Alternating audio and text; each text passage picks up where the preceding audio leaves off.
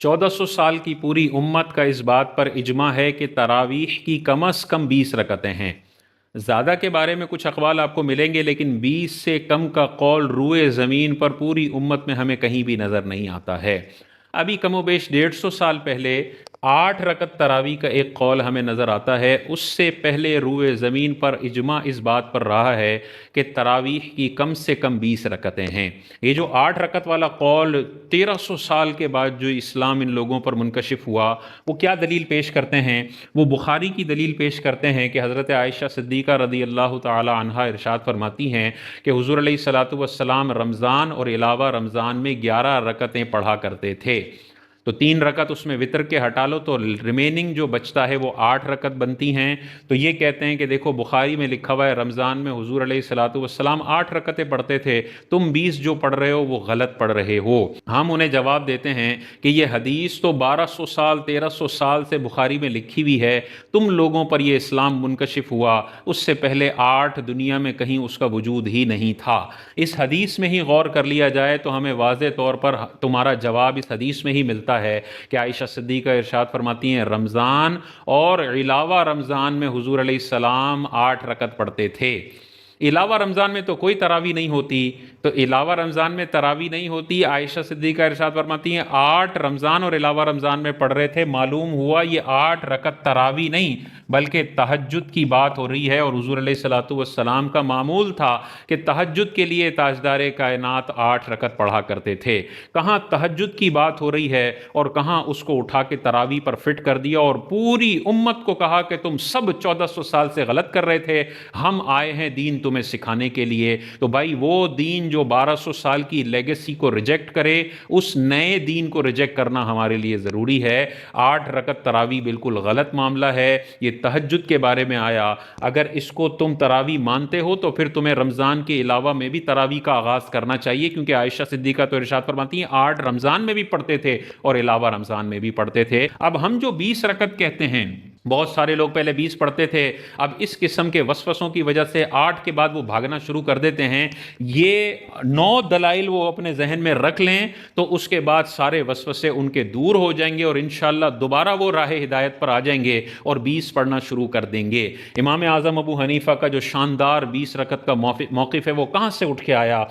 मुसन्नफ़ इब्ने अबी शैबा की रिवायत है। हज़रत इब्ने अब्बास इरशाद फरमाते हैं कि हुज़ूर अलैहिस्सलातु वस्सलाम रमज़ानुल मुबारक में 20 रकत पढ़ा करते थे। वाज़े तौर पर मुसन्नफ़ इब्ने अबी शैबा की रिवायत है। इसी मुसन्नफ़ इब्ने अबी शैबा में हज़रत उमर रदी अल्लाह ताला अन्हो का कौल मनक़ूल है कि आपने एक शख्स को हुक्म दिया कि लोगों को 20 रकत तरावी पढ़ाओ। कंज़ुल उम्माल हदीस की किताब है, उसमें हज़रत उबई बिन काब रदी अल्लाह ताला अन्हो इरशाद फरमाते हैं कि मुझे हज़रत उमर ने यह हुक्म दिया कि मैं लोगों को 20 रकत तरावी पढ़ाऊँ। इतना वाज़े वाज़े फरमान इब्ने अब्बास का भी है, उमर का भी है। हज़रत उबई बिन काब जो सहाबा के तरावी के इमाम हुआ करते थे, उनको उमर ने हुक्म दिया कि 20 रकत पढ़ाओ। मोता इमाम मालिक के अंदर हज़रत उमर के दौर के बारे में ये कौल मनकूल है कि लोग हज़रत उमर के दौर में 23 रकत पढ़ा करते थे, यानी 20 तरावी के और 3 वितर की नमाज के रकतें पढ़ा करते थे। सुनन कुबरा शरीफ के अंदर ये हदीस पाक है, हज़रत अली रदी अल्लाह ताला अन्हु का ये कौल है कि आपने तरावीह के इमाम को 20 रकत तरावी पढ़ने का हुक्म इरशाद फरमाया। तो हुज़ूर अलैहिस्सलाम का अमल भी इब्ने अब्बास ने इरशाद फरमाया। मुसन्नफ़ इब्ने अबी शैबा में हज़रत उमर का भी अमल है, हज़रत उबई बिन काब का भी अमल है, हज़रत उमर के पूरे दौर की गवाही मौजूद है, मौला अली के दौर की गवाही मौजूद है कि दौर अली में भी 20 रकतें होती थीं। 7वीं दलील देखें, इतनी ज़बरदस्त है। हज़रत अता रदी अल्लाह ताला अन्हु ताबई बुज़ुर्ग हैं, सहाबा की ज़ियारत की है, हुज़ूर अलैहिस्सलाम की ज़ियारत नहीं की है। कमोबेश 84 साल आपकी उम्र थी, 84, और इंतकाल कमोबेश हुआ है 114 हिजरी के अंदर। 114 में आपका विसाल हुआ और आखिरी सहाबी हमें नज़र आता है कि 110-111 में उनका विसाल हुआ है। तो इनकी मेजॉरिटी ज़िंदगी सहाबा के दौरान गुजरी है। सहाबा के साथ पूरी पूरी जिंदगियां गुजारने वाले हज़रत अता इरशाद फरमाते हैं कि मैंने ہمیشہ صحابہ اور تابعین کو 23 رکعت نماز پڑھتے ہوئے پایا ہے، 20 رکعت تراوی اور 3 رکعت وتر۔ یار یہ وہ لوگ ہیں جنہوں نے 80 سال صحابہ کے ساتھ زندگی گزاری ہے، وہ اپنی آنکھوں دیکھا حال بتا رہے ہیں کہ ہمیشہ صحابہ رمضان المبارک میں 20 رکعتیں پڑھا کرتے تھے۔ اب کوئی 1400 سال بعد آ کے کہے کہ نہیں وہ سب غلط سمجھے ہیں، میں جو بخاری کی شرح کر رہا ہوں نا وہ صحابہ کو بھی سمجھ میں نہیں آئی، تو بھائی اس کو آپ نے ریجیکٹ کرنا ہے اور آپ نے یہ جلیل القدر لوگوں کی باتوں کو ماننا ہے، ورنہ گمراہی اس بندے کا مقدر بنے گی۔ اور امام ترمذی نے تو مسئلہ ہی حل کر دیا۔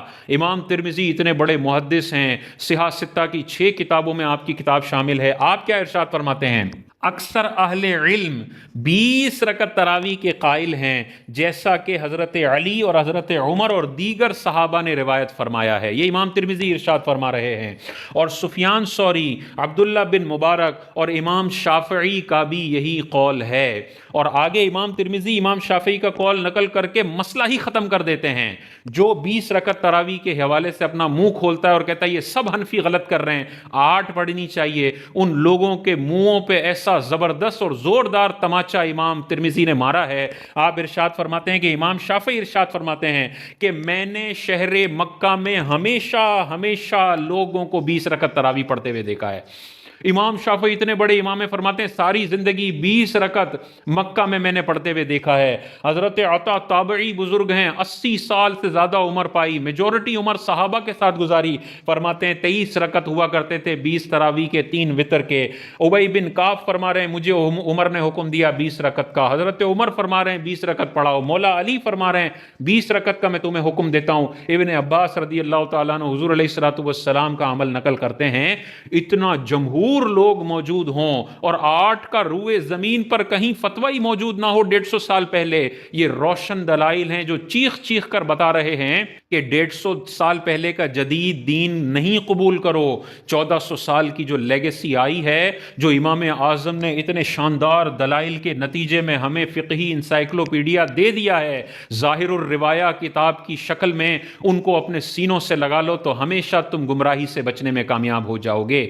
ورنہ ایک حدیث کی بنیاد پر، اس کا غلط ترجمہ کرنے کی بنیاد پر اگر غلط سلط مسائل اخذ کر لیے تو میدان محشر میں ذلت اٹھانی پڑے گی کہ تم نے پوری 1400 سال کی لیگیسی کو ریجیکٹ کر کے تم 8 پر اکتفا کر رہے تھے، تم 20 پڑھ لیتے، تمہیں اتنے دلائل نظر آئے، اب تم نے 8 پڑھی ہے تو بقیہ 12 کا حساب دینا پڑے گا، اور 20 پڑھنے والوں کو جو تم نے گالیاں دی ہیں، تم نے برا بھلا کہا ہے، تو اصل میں جو تم نے غلط کہا ہے وہ ان جلیل القدر ہستیوں کو کہا ہے۔